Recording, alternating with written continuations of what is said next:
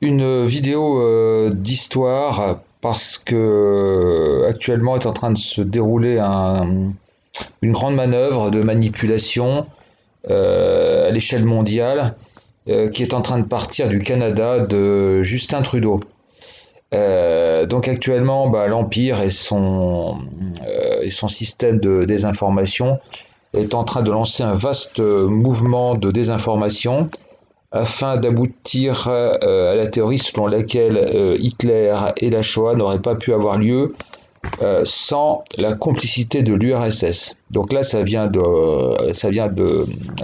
du Canada et ça va certainement se prolonger, mais bon, ça coïncide exactement avec ce qu'on entend actuellement, avec une inversion totale des valeurs.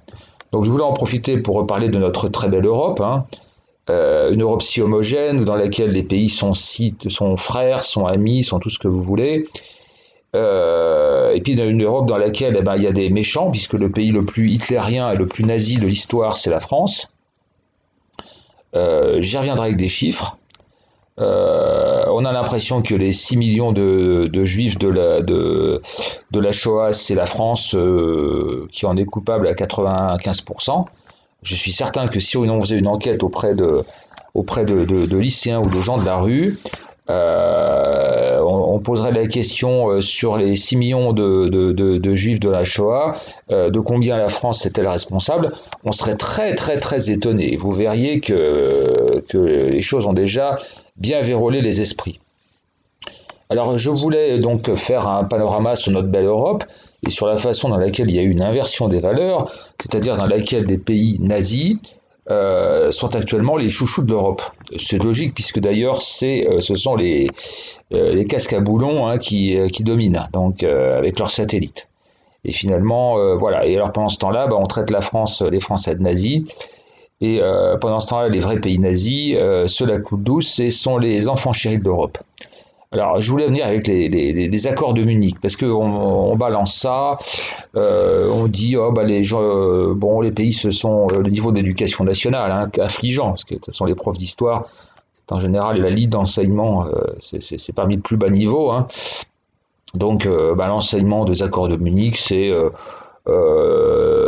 vite résumé en la France, la France et l'Angleterre renoncent à s'opposer à Hitler. C'est un peu ça. Hein. Alors, je voulais revenir de façon un peu plus précise sur ce qui s'est passé parce que c'est absolument faux, c'est complètement déformé. Alors, il faut rappeler que donc les accords de Munich, c'est centré sur le problème de la Tchécoslovaquie. Donc c'est un État qui a été créé par le traité de Saint-Germain-en-Laye en septembre 1918. On rappelle que la Première Guerre mondiale a abouti au démantèlement des empires, des grands empires d'Europe centrale. Et il a fallu, à partir de là, on a créé des pays, des États. Alors après, on va discuter de la pertinence de ceci, de cela. Il n'empêche que, voilà, ce sont les grandes puissances qui ont créé ces États. Hein. Donc après, et avec le rôle le plus important des USA. Hein. C'est quand même les USA qui ont toujours eu le dernier mot dans cette histoire, parce qu'ils avaient déjà acquis la puissance financière. Une chose dont on ne parle jamais, c'est que la Première Guerre mondiale, les pays d'Europe ont été contraints de s'approvisionner largement auprès des États-Unis, qui faisaient payer en or. Donc c'était l'avènement de la puissance américaine, c'est sur les décombres de la Première Guerre mondiale. Alors, dans ces États fabriqués après ces accords, il y avait bien entendu des découpages plus ou moins pertinents, et la Tchécoslovaquie, le problème, c'est qu'il y avait de très nombreuses minorités. On estime que les Slaves tchèques-slovaques représentent à peu près la moitié de la population. Sinon, il y avait des Allemands, des Polonais, des Hongrois, des Tziganes. Il y avait des quantités de peuples. Voilà. La crise de 29 a généré des tensions au sein de ces populations. Ça a eu un rôle extrêmement important. Il faut rappeler aussi que la France et le Royaume-Uni avaient des traités d'entraide avec la Tchécoslovaquie. Donc ça, c'est des éléments fondamentaux. Donc les accords de Munich ont lieu les 29 et 30 septembre 1938 et regroupaient donc l'Allemagne, la France, le Royaume-Uni et l'Italie.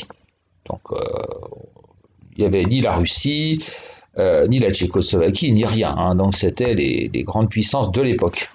C'était le G4. Alors Hitler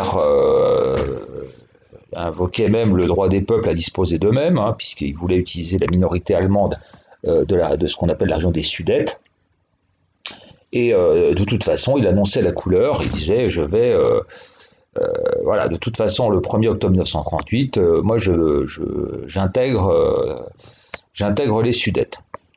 Alors, il faut savoir que pendant ce temps-là, une chose dont on ne parle jamais, c'est que l'URSS a rassemblé des forces absolument considérables, notamment en Ukraine, pour intervenir contre l'Allemagne. Alors, la Pologne et la Roumanie n'ont de toute façon fait comprendre qu'elles n'accepteraient pas le passage des troupes russes, et ça se comprend, puisque c'était contre leurs propres intérêts. Donc, l'Allemagne a obtenu ce qu'elle voulait. L'Allemagne a fait une grande campagne de désinformation. Hitler a réussi à tromper notamment les autres nations quant à ses forces réelles. Ça c'est grâce à son charisme. Et donc il a obtenu l'annexion des Sudètes et le déplacement des peuples, donc des Tchèques, pour évacuer le territoire. Vous voyez comme quoi la remigration, le déplacement des peuples, il y a eu de nombreux exemples dans l'histoire. Et là, ça n'a pas gêné. Hein. Donc quand on nous parle de retour de certains émigrés dans leur pays, ça me fait bien rigoler, parce que le nombre de fois où on a fait ça, et puis ne parlons pas de l'Inde, du Pakistan, où ce sont des populations absolument considérables qui ont été déplacées, l'histoire regorge de tout ça. Donc effectivement, déplacement massif de Tchèques qui ont évacué ce territoire. Donc rappelons aussi actuellement l'Angleterre qui est un petit peu mise dans le camp du mal du fait du Brexit et de son alliance avec Trump. Rappelons Churchill, ils avaient le choix entre la guerre et la honte, ils auront la guerre et la honte. Donc ne pas oublier ça. Et là on va en arriver à la belle Europe et les gentils pays contre les méchants pays. Hein, n'est-ce pas, vous savez, il y a les gentils et les méchants. Donc le plus méchant c'est la France, qui est un pays nazi hitlérien. Et puis il y a les gentils pays de l'Est qui étaient des pauvres victimes. Alors, le 30 septembre 1938, à peine l'encre séchée, donc la Pologne envoie un ultimatum à la Tchécoslovaquie et commence à envahir elle-même une région qu'elle revendiquait en Tchécoslovaquie. Donc ça, on n'en parle jamais. Hein. On parle de l'invasion des Sudètes par l'armée allemande, mais on ne parle jamais de l'invasion par les autres pays. Hein. Parce que les Polonais, ils sont formidables parce qu'ils sont anti-russes, vous comprenez, donc c'est le camp du bien. Voilà, donc la Pologne a aussi envahi la Tchécoslovaquie.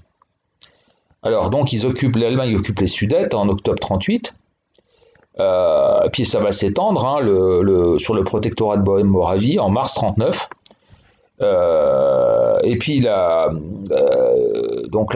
Pologne occupe aussi une région. Et puis ça ne s'arrête pas là, parce qu'il y a aussi un autre gentil pays, hein, vous savez, les révoltes de Budapest contre les Russes. Hein. Donc là, c'est un gentil pays. La Hongrie, elle a aussi envahi le sud de la Slovaquie, puis une partie de la Ruthénie transcarpatique en mars 1939. Il y a aussi une région qui est la Ruthénie subcarpatique qui a été déclarée autonome. Voilà, donc en fait les accords de Munich, c'est effectivement l'Allemagne qui se taille la part du lion, mais c'est un dépeçage de la Tchécoslovaquie par 3 pays, Allemagne, Hongrie, Pologne. Donc ça, c'est une chose qu'effectivement, qui a été, je vous paye des cacahuètes, hein, si vous apprenez que si vous apprenez que l'enseignement comporte ces choses. Donc là, de nouveau, honte alors, vous voyez le niveau des enseignants d'histoire, quoi. Les enseignants d'histoire, on leur fait cracher ce qu'il y a sur le manuel officiel, mais vous voyez qu'on est bien, bien loin de la véritable histoire. Et donc voilà voilà les pays victimes, hein, n'est-ce pas? Vous savez, les pays, il y a les camps du bien, camps du mal, il y a les victimes et les bourreaux. Et bien entendu, la Hongrie et la Pologne, hein, ce sont de pauvres pays victimes. Ah ben non, l'histoire montre que c'est tout à fait différent. Et bon voilà, je serai amené à montrer par d'autres exemples la réalité, donc avec d'autres vidéos de révisionnisme historique.